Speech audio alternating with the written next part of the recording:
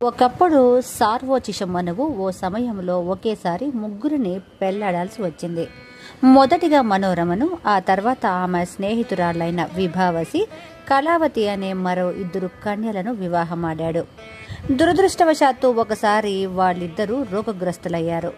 సార్వోచిష మనువు తన భార్య మనోరమ కోరికపై తనకున్న ఆయుర్వేద పరిజ్ఞానంతో వాళ్ళిద్దరికీ రోగం నుండి విముక్తిని కలిగించాడు. చేసిన మేలుకు ప్రతిఫలంగా కళావతి పద్మిని విద్యను, విభావసి పశు పక్ష వృక్ష శిలా భాషలు తెలుసుకునే సర్వస్వరీ విద్యను ఆయనకు దారబోశారు. ఆ సందర్భంలో కళావతి నిధులకు ప్రతిరూపమైన మహాపద్మ పద్మిని విద్య గురించి సవివరంగా తెలియజేసింది. పద్మిని పదం నిధులను సూచించే విద్య. ఈ విద్యకు అధిదేవత మహాలక్ష్మీదేవి. ఆమె నివసించే పద్మం ఆధారంగా ఈ విద్యకు మహాపద్మ పద్మిని విద్య అనే పేరు శాశ్వతమైంది. ఈ విద్యలోని 8 ఉపభాగాలే అష్ట నిధులు. అవేమంటే పద్మ, మహాపద్మ, మకర, కచ్చప, ముకుంద, నందక, నీల, శంఖ. మానవులకు సంపద 3 రకాలుగా లభిస్తుంది. అవి దేవతా ప్రసాదం, సాధుజన సేవ, స్వయం కృషి. ఇందులో మొదటి దాన్ని అదృష్టం, రెండవ దాన్ని సుకృతం, మూడవ దాన్ని తెలివితేటలు అని పిలుచుకోవడం లోకరీతి. అదృష్టవంతునికి కష్టపడకుండానే సంపదలు వచ్చి పడతాయి. సుకృతం ఉన్నవాళ్లే సాధుజన సేవ చేయగలుగుతారు. తెలివి ఉన్న వాళ్ళు స్వయం కృషితో సంపదను సృష్టించుకుంటారు.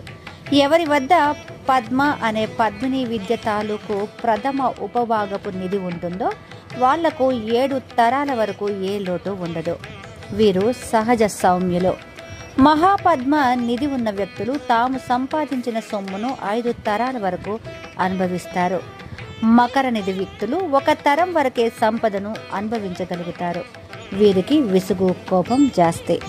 కచ్చప నిధి గల వ్యక్తులు కేవలం ఒకే 1 తరం పాటు వారు పొందిన సొమ్మును అనుభవిస్తారు.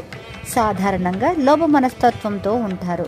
తాము దాచుకున్న సొమ్మును గురించిన వివరాలను తమ వాళ్లతో సహా ఎవరితోనూ పంచుకోరు. ముకుంద, నందక నిధులున్న వ్యక్తుల వద్దనున్న ధనం 3 తరాల వరకు తరానికి 3 వంతుల చొప్పున వృద్ధి చెందుతూ ఉంటుంది. అనాథలను ఆదుకునే గుణం వీరి సొంతం. నందక నిధి ఉన్న వాళ్ళు ధనం 7 తరాల వరకు తరానికి 8 రెట్ల చొప్పున వృద్ధి చెందుతుంది. నీల నిధి కోవలోకి వచ్చే వ్యక్తుల వద్ద ధనం తాత, తండ్రి, కొడుకు తరాల వరకు శాశ్వతంగా నిలిచి ఉంటుంది. తర్వాతి తరాలు దారిద్ర్యంలో కొట్టుమిట్టాడుతుంటాయి. శంఖ నిధి వ్యక్తి సంపద కేవలం ఆ సంపాదన పరుడి దగ్గర మాత్రమే ఉంటుంది. మంచి వాటిని తాను అనుభవిస్తూ పనికి మాలిన వాటిని ఇతరులకు ఇస్తూ ఉండటం అనేది ఇతని గుణం. సార్వోచిష మనువు కళావతి ద్వారా మహాపద్మ పద్మిని విద్యను గ్రహించినట్టు మార్కండేయ పురాణంలో ఉంది.